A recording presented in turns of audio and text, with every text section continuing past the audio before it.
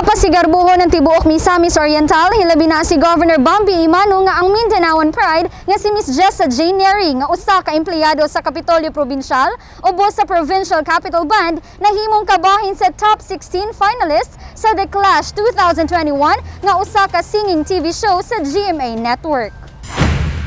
Pakyas man human kini natangtang sa round 3 sa maong kompetisyon apan ang pag-abot ni ini sa top 16 usa na kadakong dungog ug garbo sa Misamis nun nga gikan sa gatusan kananimpalad nga makasulod usa si Jessa J. Neri sa mipasok. Kahinumduman nga sa milabayng bulan sa Oktubre nakasulod sa top 16 si Miss Neri human makadaog sa round 2 The Clash Matira Matibay. Dunay nahitabong live streaming niadtong Nobyembre 6, 2021 sa FB, YouTube ug Instagram social account sa GMA nga gisayran sa tanan ang puno sa emosyon nga pagkanta ni Miss Neri sa Paalam Na.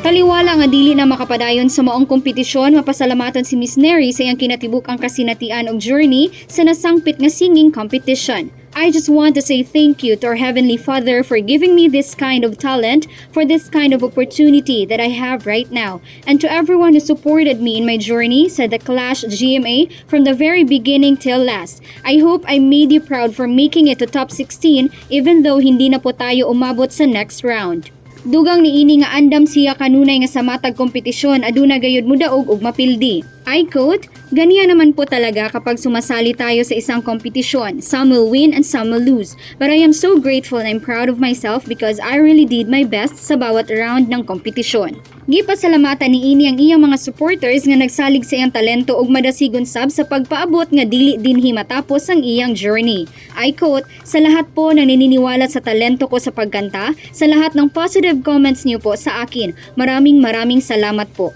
Na-appreciate ko po iyon lahat. I know that my journey doesn't end here. Thus, this is just the beginning."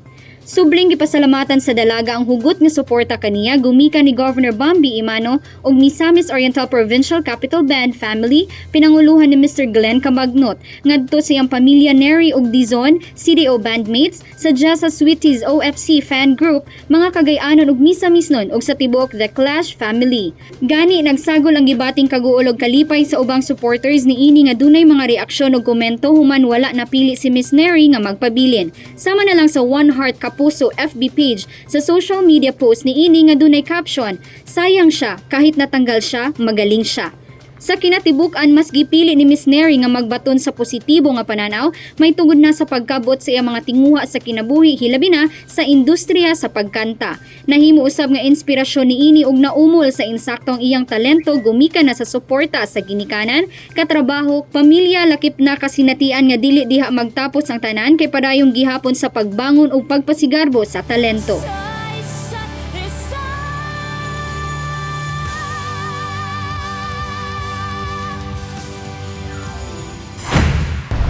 Garbo sa tibuok lalawigan ang daghang kadaugan nga naangkon sa mga Misamis nun, lakip na sa mga anaa sa public service nga walay hunong sa pagpaila sa Misamis Oriental ngadto na sa kauluhan.